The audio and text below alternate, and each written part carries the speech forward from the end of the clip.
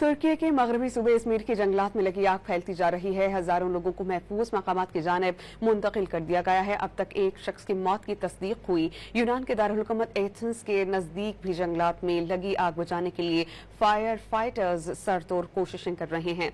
Izmir के जंगलात में आग पर काबू पाने के लिए हेलीकॉप्टर्स के जरिए मुसलसल पानी फेंका जा रहा है। जंगल में लगी आग फैलकर करीब से गुजरने वाली हाईवे तक जा पहुंची है। आग बुझाने के लिए पानी के बड़े बड़े टैंकर्स पहुंचा दिए गए, जहां से फायर ब्रिगेड का अमला पाइप्स के जरिए आग पर पानी का छिड़काव कर रहा है। पानी फेंकने वाली ऑटोमेटिक गाड़ियां इस काम में मसरूफ अमल हैं और आग की वजह से एजियन रिजॉर्ट की जानिब जाने वाली सड़क बंद कर दी गई। इस इलाके से 50,000 के करीब लोगों को निकालकर महफूज मकाम पर मुंतकिल कर दिया गया है। उधर यूनान में पाइक्रमी के इलाके में जंगलात में लगी आग फैल रही है।